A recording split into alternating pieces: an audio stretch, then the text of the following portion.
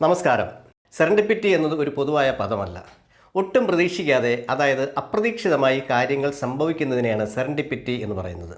മറ്റെന്തെങ്കിലും വർക്ക് ചെയ്യുക, അതിനിടയ്ക്ക് വിചാരിക്കാത്തത് സംഭവിക്കുക, അത് പൊതുജനത്തിന് ഗുണപ്രദമായി മാറുക, ഇതൊക്കെയാണ് അപ്രതീക്ഷിതമായി സംഭവിക്കുന്നത്. നിരവധി കണ്ടെത്തലുകളിലും കണ്ടുപിടുത്തങ്ങളിലും അത്തരത്തിൽ അത്ഭുതങ്ങൾ സംഭവിച്ചിട്ടുണ്ട്. പെനിസിലിൻ്റെ കണ്ടുപിടുത്തമാണ് ഏറ്റവും മികച്ച ഉദാഹരണം. 1928 അലക്സാണ്ടർ ഫ്ലെമിങ്ങിൻ്റെ പരീക്ഷണശാലയിലാണ് ലോകത്തെ ഞെട്ടിച്ച അത്ഭുതം നടന്നത്. യാദൃച്ഛികമായി സംഭവിച്ച ഈ അത്ഭുതം വൈദ്യശാസ്ത്ര രംഗത്തെ ഏറ്റവും വലിയ മുന്നേറ്റമായി ചരിത്രത്തിൽ രേഖപ്പെടുത്തിയിട്ടുണ്ട്. ജിജ്ഞാസയും നിരീക്ഷണ പാഠവുമുള്ള മനസ്സിനൊപ്പം അപ്രതീക്ഷിത നിമിഷങ്ങൾ എങ്ങനെ ശ്രദ്ധേയമായ ഫലങ്ങൾക്ക് കാരണമാകുമെന്ന് സെറൻഡിപ്പിറ്റി പറഞ്ഞു തരുന്നു. മൈക്രോവേവ് അവൻ, എക്സ്റേ, വെൽക്രോ, പേസ് മേക്കർ എന്നിവയാണ് സെറൻഡിപ്പിറ്റിയുമായി ബന്ധപ്പെട്ട മറ്റു ഉദാഹരണങ്ങൾ. സെറൻഡിപ്പിറ്റിയിലെ ഏറ്റവും നല്ല ഉദാഹരണമായ പെൻസിലിനെ കുറിച്ചാണ് ഞാനിന്ന് പറയുന്നത്. എല്ലാവരും വീഡിയോ കാണണം, സബ്സ്ക്രൈബ് ചെയ്യണം, ഒപ്പം ബെൽ ബട്ടണും അമർത്തണം. പെൻസിലിൻ കണ്ടുപിടിക്കുന്നതിന് മുമ്പ് ബാക്ടീരിയ മൂലമുള്ള അണുബാധകൾ മാരകമായിരുന്നു. ആൻറ്റിസെപ്റ്റിക്കുകളും സൾഫ മരുന്നുകളും ബാക്ടീരിയ നിമിത്തമുള്ള അസുഖങ്ങൾക്ക് പരിമിതമായ ശമനമാണ് നൽകിയിരുന്നത്. അതുകൊണ്ട് തന്നെ മരണനിരക്കും കൂടുതലായിരുന്നു. കൂടുതൽ ഫലപ്രദമായ ആൻറ്റി മൈക്രോബിയൽ മരുന്നുകൾക്കായുള്ള അന്വേഷണം യഥാർത്ഥത്തിൽ 20-ാം നൂറ്റാണ്ടിൻ്റെ തുടക്കം മുതൽ തന്നെ തുടങ്ങിയിരുന്നു. ആ അന്വേഷണ പാതയിൽ കളഞ്ഞു കിട്ടിയെന്ന് പറയാവുന്ന വിധം സംഭവിച്ച ഒന്നാണ് പെനിസിലിൻ്റെ കണ്ടുപിടുത്തം. അതിലേക്ക് നയിച്ച കാര്യങ്ങളെ ലളിതമായി പറയാം.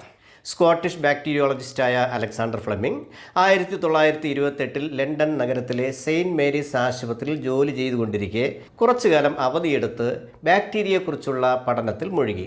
സ്റ്റഫിലോകോക്കസ് എന്ന ഇനം ബാക്ടീരിയയെക്കുറിച്ചും അതിൻ്റെ കോശസ്തരത്തെക്കുറിച്ചും, അതായത് സെൽ മെംബ്രെയിനെക്കുറിച്ചുമായിരുന്നു ഫ്ലെമിംഗ് പഠനം നടത്തിയിരുന്നത്. പരീക്ഷണങ്ങൾക്ക് ഉപയോഗിക്കുന്ന കണ്ണാടി പാത്രം, അതായത് പെട്രി ഡിഷിൽ ബാക്ടീരിയകളുടെ നിരവധി കോളനികളെ അദ്ദേഹം കൾച്ചർ ചെയ്ത് വളർത്തുകയായിരുന്നു. ഒരു ദിവസം തൻ്റെ പരീക്ഷണശാലയിൽ വിസ്മയിപ്പിക്കുന്ന കാഴ്ച കണ്ട് അദ്ദേഹം ഞെട്ടി. പെട്രി ഡിഷിലെ ബാക്ടീരിയ കോളനിക്ക് ചുറ്റും മഞ്ഞ നിറത്തിൽ ഒരു പ്രത്യേകതരം പൂപ്പലുകൾ. ആ ഭാഗത്തുള്ള ബാക്ടീരിയ ഏതാണ്ട് ചത്ത പോലെ കാണുകയും ചെയ്തു. എന്നാൽ പൂപ്പലുകളില്ലാത്ത ഭാഗത്ത് ബാക്ടീരിയയുടെ അതിപ്രസരം. ഒരു കാര്യം കൂടി ഇടയ്ക്കൊന്ന് സൂചിപ്പിച്ചോട്ടെ, ബാക്ടീരിയകൾ എന്ന് പറയാറില്ല. ബഹുവചനത്തിൽ ബാക്ടീരിയ എന്നും ഏകവചനത്തിൽ ബാക്ടീരിയം എന്നുമാണ് പറയുന്നത്. എന്തുകൊണ്ടാണ് പൂപ്പലിന് ചുറ്റുമുള്ള ബാക്ടീരിയ നിർജീവാവസ്ഥയിൽ അല്ലെങ്കിൽ നശിച്ച രീതിയിൽ കണ്ടത്? കാരണം അന്വേഷിക്കാൻ അദ്ദേഹം പഠനം കുറച്ചുകൂടി വിപുലപ്പെടുത്തി. അന്വേഷിപ്പിൻ, കണ്ടെത്തുമെന്നല്ലേ? ഒടുവിൽ അദ്ദേഹം കണ്ടെത്തി. പൂപ്പലുകൾ ഉൽപ്പാദിപ്പിച്ച എന്തോ ഒന്ന്, അതാണ് ബാക്ടീരിയയെ കൊന്നത്. തുടർന്നുള്ള പഠനത്തിൽ ആ പൂപ്പലിനെ അദ്ദേഹം തിരിച്ചറിഞ്ഞു. പെനിസിലിയം നൊട്ടേറ്റം എന്നാണ് ആ പൂപ്പലിന്റെ ശാസ്ത്രനാമം. അതായത് കുമിൾ അടക്കമുള്ളവ ഉൾപ്പെടുന്ന പരിസരങ്ങളിൽ നിന്നും പോഷകം ആർജിച്ച് ജീവിക്കുന്ന വിഭാഗം. ബാക്ടീരിയയെ നിർജീവമാക്കിയ പൂപ്പൽ ഉൽപ്പാദിപ്പിച്ച വസ്തുവിന് ഫ്ലെമിംഗ് പെനിസിലിൻ എന്ന് വിളിക്കുകയും ചെയ്തു. സത്യത്തിൽ നിരവധി ഗ്രാം പോസിറ്റീവ് ബാക്ടീരിയക്കെതിരെ പെനിസിലിൻ ഫലപ്രദമായിരുന്നു. അതുകൊണ്ടാകാം 1929 ഫ്ലെമിംഗ് തൻ്റെ കണ്ടെത്തലുകൾ പ്രസിദ്ധീകരിച്ചത്. പക്ഷേ അസ്ഥിരവും ശുദ്ധീകരിക്കാൻ പ്രയാസകരവുമായതിനാൽ പെനിസിലിൻ എന്ന മരുന്നിനെ ശാസ്ത്ര സമൂഹം തുടക്കത്തിൽ സ്വീകരിച്ചില്ല, അല്ലെങ്കിൽ വലിയ താല്പര്യം കാണിച്ചില്ല എന്ന് പറയുന്നതാകും ശരി. എന്തായാലും പെനിസിലിന് ബാക്ടീരിയയെ കൊല്ലാൻ കഴിയുമെന്ന് ശാസ്ത്രലോകം പിന്നീട് മനസ്സിലാക്കി. തുടർന്ന് കുറ്റമറ്റ രീതിയിൽ നല്ല ഗുണമുള്ള മരുന്ന് തയ്യാറാക്കാനുള്ള ശ്രമങ്ങൾ ഇടതടവില്ലാതെ നടന്നുകൊണ്ടേയിരുന്നു. ഫ്ലെമിങ്ങിനൊപ്പം ഓസ്ട്രേലിയൻ പത്തോളജിസ്റ്റായ ഹോവാർഡ് ഫ്ലോറി, ജർമ്മൻ ബയോകെമിസ്റ്റായ ഏണസ്റ്റ് ബോറിസ്, ബ്രിട്ടീഷ് ബയോകെമിസ്റ്റായ നോർമൻ ഹീഡ്ലി എന്നിവരും ഈ ഉദ്യമത്തിൽ ഒത്തുചേർന്നു. മൂവരും ഓക്സ്ഫോർഡ് സർവകലാശാലയിലെ ശാസ്ത്രജ്ഞന്മാരായിരുന്നു. ഇവരാണ് ആദ്യമായി പെനിസിലിൻ എന്ന മരുന്നിനെ വേർതിരിച്ച് ശുദ്ധീകരിച്ചെടുത്തത്. തുടർന്ന് മൃഗങ്ങളിലും മനുഷ്യരിലും പരീക്ഷണങ്ങൾ നടത്തി വിജയിക്കുകയും ചെയ്തു. ശരീരം ഒരു അണുബാധയോട് തെറ്റായി പ്രതികരിക്കുന്ന ഗുരുതരമായ അവസ്ഥയായ സെപ്സിസ്, അതുപോലെ ന്യൂമോണിയ തുടങ്ങിയ അണുബാധകൾക്ക് നിമിത്തമായ ബാക്ടീരിയയെ കൊല്ലാൻ പെനിസിലിന് കഴിയുമെന്ന് അവരുടെ പരീക്ഷണ നിരീക്ഷണങ്ങൾ ഒന്നുകൂടി തെളിയിച്ചു. രണ്ടാം ലോക മഹായുദ്ധവും പെനിസിലിനും തമ്മിൽ അഭേദ്യമായൊരു ബന്ധമുണ്ട്. അതുകൂടി പറയാം. 1939 മുതൽ 1945 വരെ ആയിരുന്നല്ലോ രണ്ടാം ലോക മഹായുദ്ധം നടന്നത്, അല്ലെങ്കിൽ നീണ്ടു നിന്നത്. ആ സമയത്ത് യുദ്ധത്തിൽ മുറിവേറ്റവർക്കും രോഗം ബാധിച്ചവർക്കും പെനിസിലിൻ ശരിക്കും ഒരു ജീവൻ രക്ഷാമരുന്നായി. യുദ്ധക്കളത്തിലെ അണുബാധകൾ, ഉദാഹരണത്തിന് ഗാംഗ്രീൻ, സെപ്സിസ് പോലുള്ളവ പട്ടാളക്കാരുടെ മരണത്തിന് ഒരു പ്രധാന കാരണമായിരുന്നു. അന്നേരം സൾഫ മരുന്നുകൾ ഉപയോഗിച്ചിരുന്നുവെങ്കിലും ഫലം പക്ഷേ പരിമിതമായിരുന്നു. അപ്പോഴാണ് രക്ഷകനായി പെനിസിലിൻ എത്തിയത്. അവർക്കുണ്ടായ മുറിവുകൾ, ന്യൂമോണിയ തുടങ്ങിയവയെ ചികിത്സിക്കുവാനും യോദ്ധാക്കളെ രക്ഷപ്പെടുത്താനും പെനിസിലിന് കഴിഞ്ഞു എന്ന് പറയുന്നതാവും ശരി. നോക്കൂ, ഒരു ലബോറട്ടറി കൗതുകത്തിൽ നിന്ന് ജന്മം കൊണ്ട പെനിസിലിൻ എന്ന ആദ്യത്തെ ആൻറ്റിബയോട്ടിക് അങ്ങനെ ജീവൻ രക്ഷാ മരുന്നായി മാറി.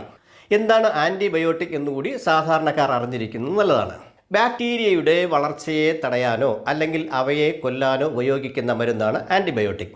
ബാക്ടീരിയ നിമിത്തമായ അസുഖങ്ങളെ ചികിത്സിക്കാനാണ് ആൻറ്റിബയോട്ടിക്കുകൾ സാധാരണയായി ഉപയോഗിക്കുന്നത്. എന്നാൽ വൈറസുകൾക്കെതിരെ പ്രവർത്തിക്കാൻ ഈ മരുന്നുകൾക്ക് കഴിയില്ല.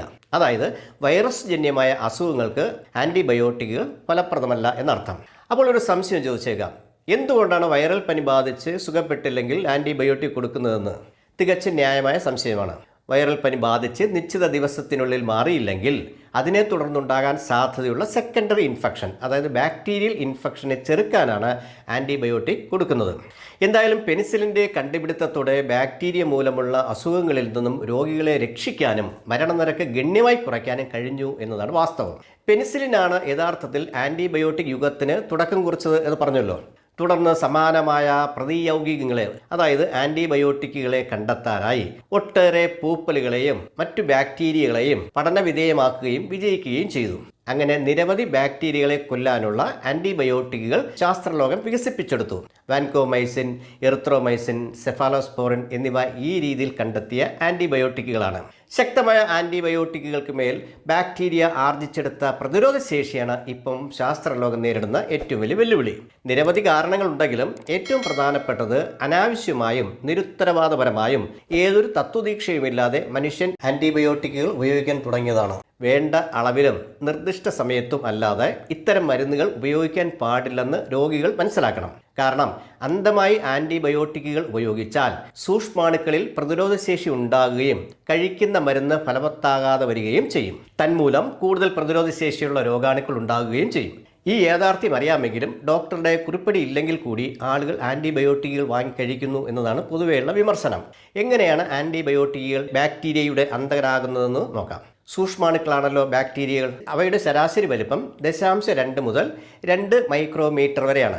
1 മൈക്രോമീറ്റർ എന്ന് പറയുന്നത് 1 മില്ലിമീറ്ററിന്റെ 1000-1 ഭാഗം, അതായത് 0.001 മില്ലിമീറ്റർ. ഇത്തരത്തിലുള്ള കുഞ്ഞൻ ബാക്ടീരിയയുടെ നിലനിൽപ്പിനോ പുനരുൽപാദനത്തിനോ അത്യാവശ്യമായ പ്രത്യേക ഭാഗങ്ങളെ ലക്ഷ്യം വച്ചാണ് ആൻറ്റിബയോട്ടിക്കുകൾ പ്രവർത്തിക്കുന്നതും അവയെ നിർജ്ജീവമാക്കുന്നതും. പെനിസിലിൻ പോലുള്ള ആൻറ്റിബയോട്ടിക്കുകൾ ബാക്ടീരിയയുടെ കോശഭിത്തിയെ, അതായത് സെൽ മെംബ്രെയിനെ നശിപ്പിച്ചാണ് അവയെ കൊല്ലുന്നത്.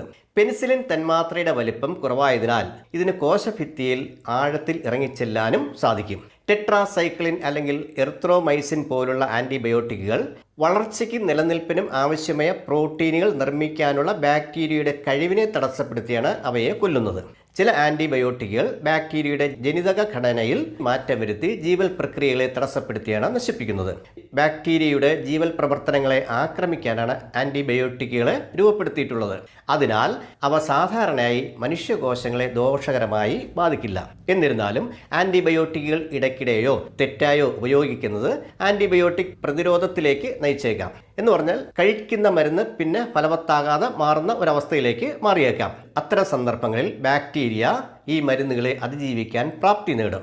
അങ്ങനെ സംഭവിച്ചാൽ എത്ര ഡോസ് കഴിച്ചാലും അസുഖം മാറില്ലെന്ന് മാത്രമല്ല, രോഗം കരശലാവുകയും രോഗി മരിക്കുകയും ചെയ്യും.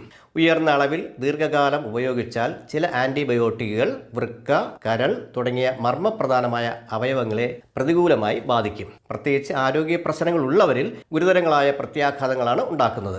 എന്തായാലും ആരോഗ്യരംഗത്ത് തകർപ്പൻ വിപ്ലവമുണ്ടാക്കിയ പെനിസിലിൻ കണ്ടുപിടുത്തത്തെ ശാസ്ത്രലോകം കൈവിട്ടില്ല. അതിന് പിന്നിൽ പ്രവർത്തിച്ചവർക്ക് അർഹിക്കുന്ന അംഗീകാരം തന്നെ നൽകി. അതായത് സമ്മാനങ്ങളുടെ രാജപഥമെന്ന് വിശേഷിപ്പിക്കുന്ന നോബൽ സമ്മാനം. സെറൻഡിപ്പിറ്റി, അതായത് അപ്രതീക്ഷിത കണ്ടുപിടുത്തത്തിൽപ്പെട്ട മറ്റൊരു ഉദാഹരണവുമായി വീണ്ടും കാണാം. നന്ദി.